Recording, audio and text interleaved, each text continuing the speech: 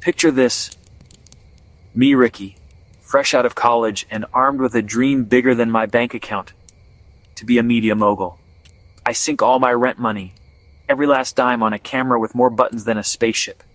It's a top-of-the-line DSLR, the kind the pros use, and I'm convinced it's my ticket to the big time. I can practically see my name in lights already. I spend hours crafting the perfect online classified ad. Ricky's Rentals. Pro camera for rent. Affordable rates. I even try to look artsy and approachable in the profile photo. You know, the kind that screams, trustworthy creative. I hit post with a surge of optimism, but nothing. Not a single message. No inquiries. Just crickets. The digital kind, and the real kind, chirping outside my window, mocking my entrepreneurial spirit. Days pass, each one feeling longer than the last. My hope is running on fumes, and the rapidly dwindling supply of ramen noodles in my pantry. My landlord, a burly guy named Tony, no relation to my cousin, is knocking on the door, demanding rent with increasing impatience. I keep refreshing the ad, obsessively checking for any sign of life. 0 views, 0 inquiries, 0 hope. It's a depressing cycle of anticipation and disappointment. Spam bots flood my inbox, offering everything but actual camera rentals. A Nigerian prince wants my camera for his gold transfer scheme. Someone offers exposure as payment exposure doesn't pay the rent people. Another wants to trade a unicycle seriously. And one particularly bizarre individual sends a photo of a pigeon wearing a tiny top hat. The internet is a strange and wonderful place, but it's not helping my business. I'm yelling at my laptop in frustration. Does anyone real, anyone with actual money and a legitimate need for a professional camera want to rent this thing? My camera, it seems, is a magnet for scammers, eccentric hobbyists, and bird enthusiasts with questionable fashion sense. I'm ready to give up, to throw in the towel, maybe even trade the camera for that unicycle, just to feel like I've accomplished something. Enter Tony, my cousin, the self-proclaimed king of wild ideas and master of questionable schemes. He sees me sulking on the couch, radiating despair, and says, with a dramatic flourish, "Your ad is boring, it's bland. You need drama, action, a spectacle. Something that grabs people by the eyeballs."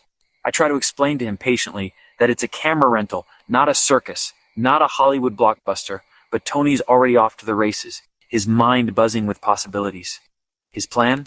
Stage a fake emergency photo shoot, complete with imposing bodyguards, a beat-up ambulance, and enough staged chaos to attract attention. We'll make it look like your camera is in high demand, like everyone wants a piece of the action. He grins, a mischievous glint in his eye. I protest, weakly, but Tony's unstoppable, a force of nature when he gets an idea in his head. He's already calling some guys, which, knowing Tony, could mean anyone from his bowling team to actual legitimate security professionals. I brace myself for the inevitable chaos. Minutes later, 4 massive, overly serious bodyguards arrive at my apartment, dressed in ill-fitting suits, flexing their muscles, and scanning the area with an intensity that suggests they're protecting the president, not participating in a ridiculous publicity stunt. Tony, ever the director, throws a banana peel on the floor for added effect, triggers a ridiculously loud fake alarm on his phone, and yells, "Attack! Go! Go! Go!" What follows is pure, unadulterated chaos. The guards, completely unprepared for the banana peel and the sudden alarm, panic, slip, fall, accidentally punch each other in the face. One runs headfirst into a wall. Another somehow manages to knock himself unconscious with a yoga ball that was inexplicably lying in the hallway. I, Ricky, watch in a mixture of horror and low-key amusement, instinctively grabbing my unused DSLR and capturing every glorious, embarrassing moment. When the dust settles and the yoga ball has stopped bouncing, all 4 guards are bruised, limping, and sitting awkwardly on my couch, groaning in pain and arguing loudly about whose fault the whole debacle was. One clutches his arm and says, "We need to see a doctor," and another moans, "There's no way I'm going outside looking like this. My reputation will be ruined." That's when I suddenly see my opportunity, a glimmer of hope amidst the wreckage, and slowly, cautiously raise the camera. What if I took photos for your online medical consultation? You know, for insurance purposes? Desperate, embarrassed, and unwilling to face the world in their current state, they reluctantly agree. I transform, in that moment, into a makeshift medical photographer, snapping close-up shots of their puffed-up eyes, crooked noses, and expressions of profound broken pride. I direct them like a seasoned pro, channeling my inner Spielberg. Turn slightly left. Yes, that's the angle. Now show me emotional suffering. Good, hold it. Perfect. The guards, eager to get this whole ordeal over with, pay me a small rental fee, a pittance really, just to use the photos for their online medical consultations. I proudly and gratefully accept the money. My first official camera rental. It's not exactly the media mogul dream I envisioned, but it's a start. As the guards leave awkwardly, trying to maintain some semblance of dignity, one whispers, almost sheepishly, "Great camera, by the way. Very high resolution." I rush to update my online post, adding a new, slightly embellished description. Camera for rent. Used by real bodyguards in a high-stakes emergency situation. Perfect for bruises, breakups, breakdowns, and documenting all your most embarrassing moments. Just then, as if on cue, I get a call from a bride-to-be, her voice filled with excitement, asking if the camera's good for weddings. I pause, a slow grin spreading across my face, and reply with a newfound confidence, only if the groom's okay getting punched. The screen freezes as I lift the camera, heroically cheesy triumphant music playing in the background, and Tony, the mastermind behind it all, claps in approval, a proud look on his face. Camera for rent. Sometimes you don't rent a story. The story rents you. Next day I'm on the street, ready for action, with Tony's bodyguards. Ready to put on another show. Two giant guys looking more like bouncers than bodyguards, in tight suits and sunglasses, trying to look intimidating but mostly just looking uncomfortable in the summer heat. Then comes the ambulance, rumbling down the street. A beat-up van, probably older than me, with A, MBA, LA, N, SE painted haphazardly on the side in what looks like house paint, and a red emergency light precariously taped to the roof with duct tape, flickering ominously. The paramedics, bless their hearts, forgot the stretcher back at Tony's place. So they improvised and brought a folding lawn chair, complete with faded floral print. Tony's directing the whole scene like a caffeinated Scorsese, pacing back and forth and shouting instructions. Action. Make it look real. More urgency. More drama. The bodyguards, bless their hearts, start pushing. Through an imaginary crowd, because there isn't actually a crowd, just a few bewildered onlookers.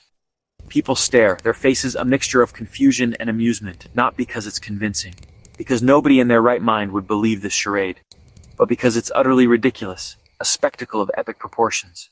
I'm filming the whole thing, my face burning with embarrassment, wishing I could disappear into the sidewalk. This is chaos, not Hollywood, a far cry from the glamorous world of filmmaking I envisioned. My camera's finally getting action, recording something other than dust bunnies and spam emails. Just not the kind I imagined. Not the kind that leads to fame and fortune. I wonder if Spielberg started like this, staging ridiculous fake emergencies on the streets of Los Angeles.